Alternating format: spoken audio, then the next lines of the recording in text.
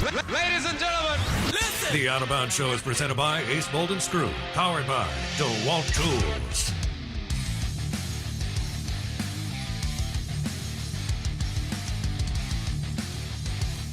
Oh, man. Good morning, good morning. Welcome in. The Out of Bounds Show is brought to you by Edwin Watts Golf Shop on County Line Road. Edwin Watts Golf Shop, County Line Road. You're looking for a new driver, putter, set of irons, golf balls.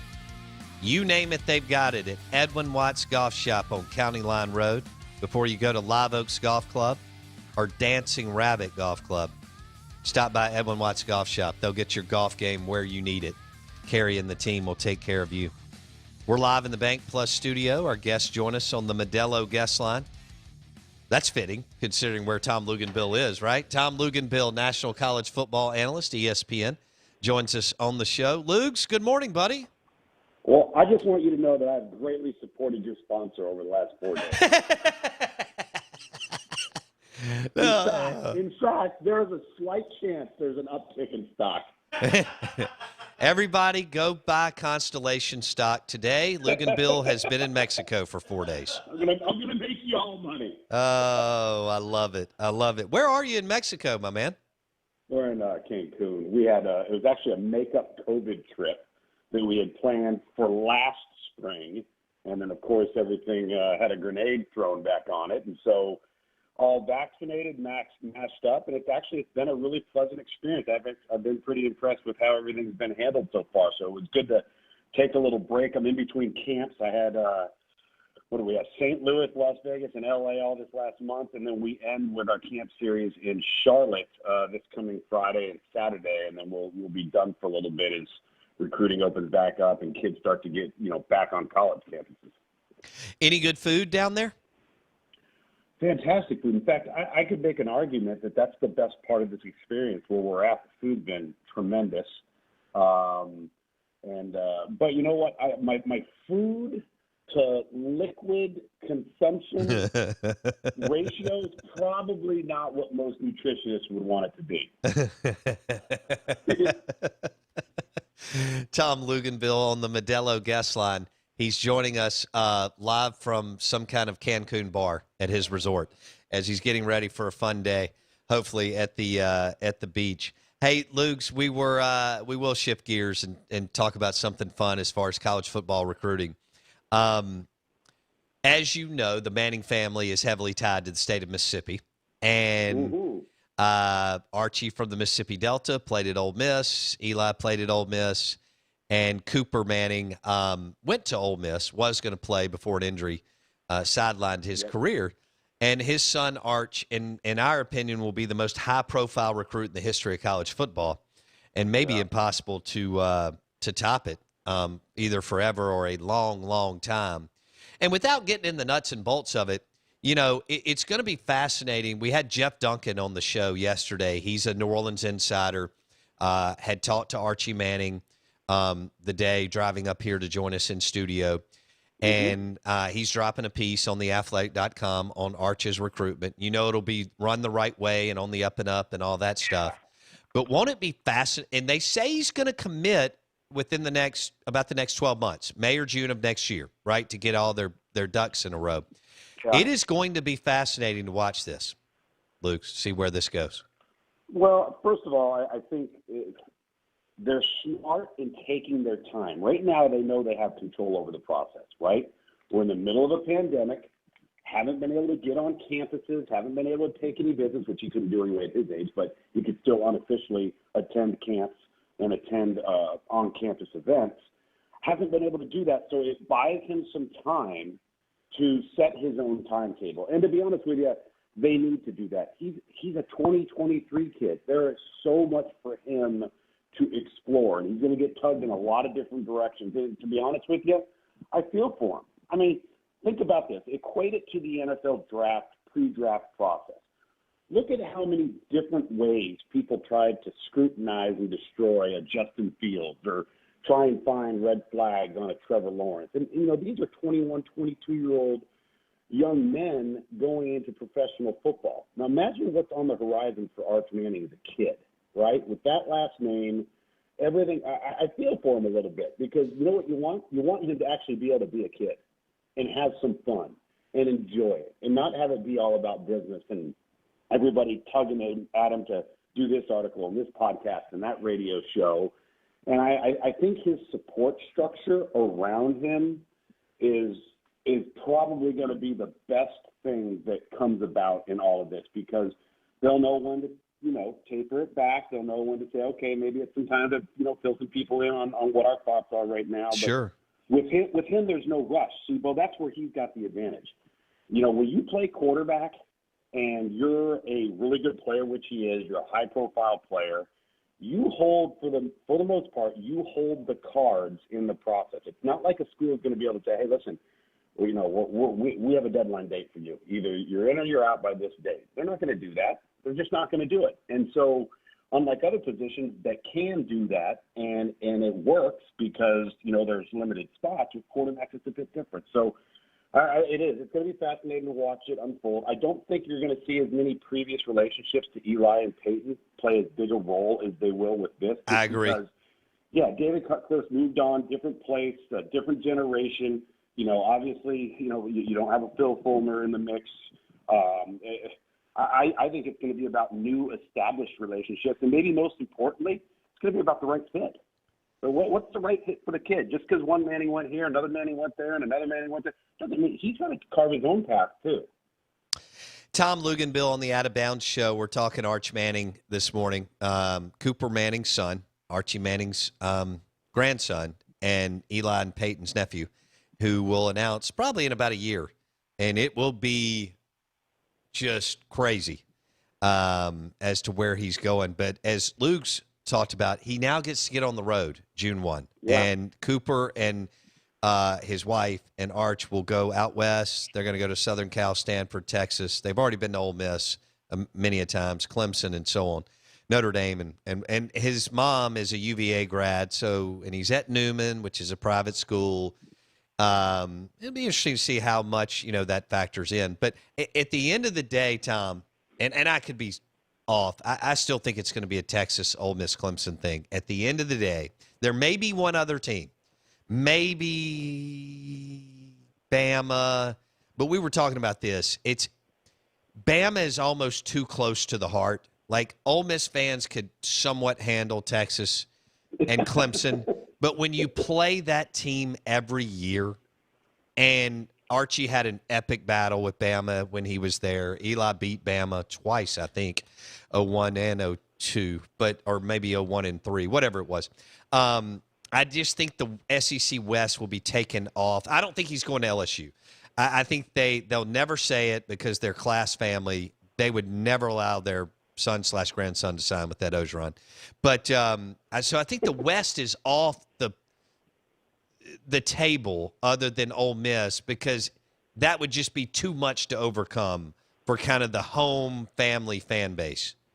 Your thoughts? But you know what? That's so unfair to the kid. That is so unfair to the family. This isn't, the 60s. This isn't the 90s. This isn't the early 2000s. This is a different kid who happens to have this last name, which, creates a lot of positives, but it also creates a lot of pressure. And he should be able to look at every option and not be scrutinized or lambasted for it because it makes a fan base jealous here or there or gets them upset here or there. It's a great point. Everybody that's a fan of college football and a fan of recruiting, don't ever lose perspective that we are talking about a 16-year-old, a 15-year-old. And think about it if it was your son or daughter, and you're wanting the best for them, the best situation, then the only way to do that is to block out all the noise. Because keep in mind, everybody that's got an opinion on this, whether it's on a message board, a podcast, a radio show, newspaper print, they all have an opinion. Not one of them have a role in the decision, nor do they have to live the life. True. And I think that's something people just have got to remember that. And, to me, I think that, and I'm going to say this in relationship to Archie Manning. Archie Manning was a phenomenal player that had the unfortunate distinction of being on a horrible, horrible football team in professional football, okay? He knows better than anybody that if you're going to maximize your ability level and your opportunities to win at a championship level, you better pick a place that has championship level expectations, results, and personnel around you. And listen, not putting words in anybody's mouth, but I would be stunned if that's not a conversation that not only has already been had, but will continue to be had. Wherever you go, make sure the infrastructure around you is one that will not impede your ability level or your chances to succeed, but enhance it so that you have the greatest opportunity to achieve the goals that you want. That's hard to do when you're a high-profile great player and you decide to go to a place that maybe doesn't have great players across the board around you, and now all of a sudden maybe you're not the player that everybody thought you were to be. So, again, there's so many factors involved here, but I do think it's so important for people to have perspective here. Yeah, but they won't. You know that. They won't. I know they won't. I mean, look, what you cover is people lose perspective. As far I've been doing this show in the heart of the SEC for almost 18 years. The one thing that makes people lose perspective more than anything else, Luke, and all the stuff that we cover is college football recruiting. Sure, absolutely, and it's you're dealing with, and they're losing perspective over something that has such a low success rate from a projection standpoint that you have to, as a human with some rational thought, step back and go, why am I getting so worked up over this?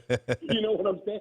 I mean, think about it. This is what, and I share this with people all the time to actually, to try and provide more perspective. If you take a look, you've got, 130 some odd teams.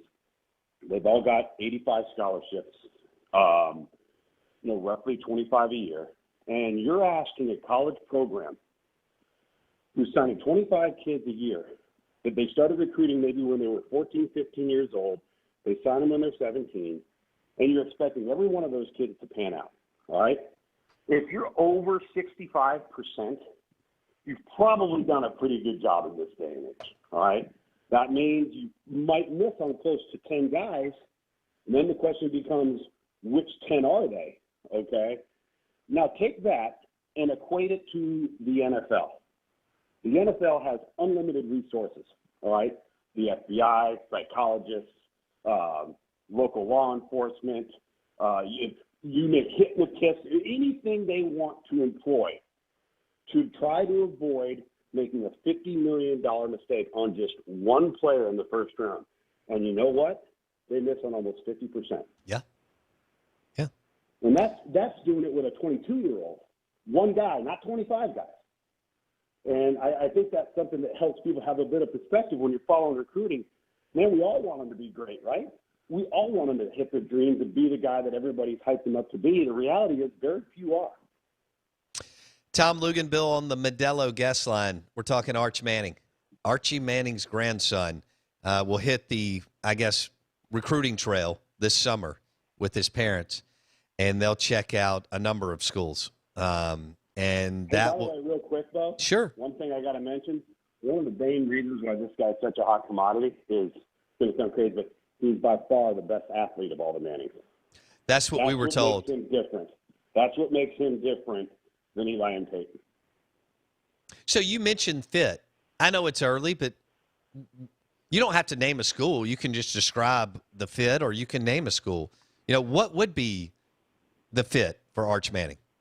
What would be a fit? A particular school, but the way I would answer that question is that he is not a scheme specific only guy. He's not a guy that you say, okay, he would only be able to function doing this, or he'd only be able to function doing that. So let's just take, if we took Eli and Peyton and we put them in today's era, right? They're going anywhere near any type of spread, zone read, move the pocket type of scheme. That's not what they are, right? But I think you could take a Arch Manning and you could say, okay, Arch could play in Clemson's offense, he could play in Alabama's offense, he could play in Ole Miss's offense, he could play in Texas offense, he could play in Jim Harbaugh's, he could play in David Shaw's multiple pro style, NFL offense. I'll tell you right now, that's one of the reasons why they're going out there. Number one, you've got a great education, and you have a coach that teaches the position from an NFL mindset. And that's really, really attractive to kids if they have legitimate aspirations to play at the next level and they're physically capable of it. So that's why you see Stanford being mentioned. So, but I don't think he's relegated to only being able to function in one scheme. Okay. Yeah, that makes sense. Have you had a chance to watch any of his film yet, or is that later on? Oh, no. We've watched a bunch of this. In fact, we've done several pieces where we kind of outline the 22, 23, and 24 class. Now, we're not getting into 23 and 24 rankings from an ESPN perspective, but from our underclassmen report database that we use that services universities and colleges, we've got all of those guys graded. And so we mix some of the 23s and 24s in. He's, all the hype around Quinn Ewers. I think he and Quinn Ewers, Quinn's a 22 class kid out of South Lake Carroll in Texas. Now you got Arch, 23 kid. We've done some pieces on .com where we've blended 3 classes and done like a top 25, and we've had both of those kids in the top 3 or 4. Is he okay? Trevor Lawrence, Andrew Luck. He's right there in that mix, right? And he's as surefire can't miss as you can have coming out. Or again, he's got 2 more seasons of football, which is amazing.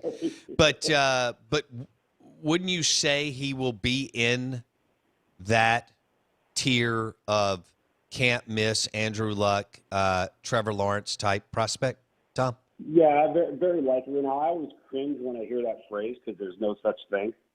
There are no perfect players. There's some flaw somewhere. Either you know about it ahead of time or it manifests itself later on. But yes, as far as what you know about the player, trying to uncover red flags, which are going to be very difficult. They were difficult on Trevor, difficult on Andrew Luck. All of those sorts of things. Yeah, he's going to be in that conversation of a guy that you feel completely and 100% safe that if you're going to make him the face of your organization, at least at the collegiate level, that he's going to make all the right choices off the field to represent the university. And then you've invested in his skill set, believing he can do those things too. So, yeah, I don't think there's not going to be a ton of scrutiny on what's wrong with him, if you will. Yeah. Oh, man.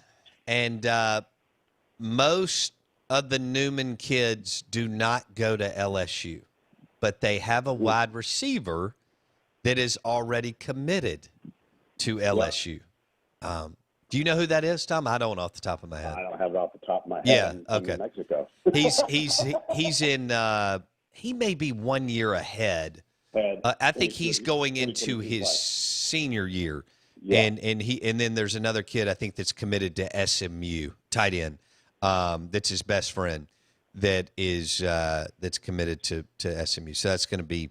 This is going to be for us. It's going to be unbelievable because his tie to Mississippi. And the fact that his dad and granddad and uncle all graduated from Ole Miss. And then we got the Tennessee alum in the fam. All right, buddy. Enjoy the Modelo and the tacos or whatever else y'all are doing. And we'll catch up next week. All right, we'll do, man. Appreciate it. See you, bud. Tom Luginbill on the Modelo guest line talking Arch Manning. And coming out of Newman High School in New Orleans, and he will be going into his junior year, and this will be the most high-profile college football recruit in the history of college football. And I think Jeff Tanner wants him to go to Florida, and I haven't heard Florida, although that would be just as good a place for him as Texas or Clemson. But I don't know. What would make Ole Miss fans more upset? Arch going to Alabama where they have to face him 4 times, or watching Dan Mullen get to coach him, who they despise? That would be close. You probably would only have to play him once. But I'm going years. Bama, because you got to play him 3 or 4 times. It depends on if he leaves early, that type deal. But I would lean toward Bama, because if he wins a natty at Bama on the stage, seeing Arch Manning, that's just not going to go well. Yeah, and it means that's grounds for a bad stomach ache for a couple of days. It means he probably put up 400 yards and 4 touchdowns on you. Yeah. Yeah, you're not feeling good about that one. And let's say Kiffin has a monster year and Matt Corral this year. Either way, okay, but there will be an enormous amount of pressure on Kiffin to land this guy. But the problem is I'm not sold Kiffin's going to be the one. Is Lane Kiffin more interested in landing Arch Manning and having a successful 4-year tenure with him at Ole Miss, or is he more interested in the next best job he can get? I think the latter, but it's close. Correct. What? How about that? There's probably what? He knows because Lane believes in himself like all these guys do. He believes that if he does land Arch Manning, it gives him an opportunity to win it all. Whether that's true or not. And then the second part of that is, unless something crazy happens, I don't see Lane in Oxford for years and years and years. That's my thing. My point is, if you're Arch Manning and you're Cooper Manning and you're Archie Manning, isn't part of this pedigree that Tom and Jeff Duncan and everybody talks about, it's wanting to go to that stable environment. And if you think you have coach, if you're going stable, then you're going Sarkisian or Dabo. Or Sarkisian, I think. Probably. Because when I say stable, I mean he's not going to leave. I don't think so. If Stark gets Arch Manning, he's not leaving while Arch is there. Kiffin has been looking for the next job since he got to Oxford. Well, I don't know if he's been that, but again, we just don't feel, even my Ole Miss friends I talk to, most of them are like, I don't see him staying a long time.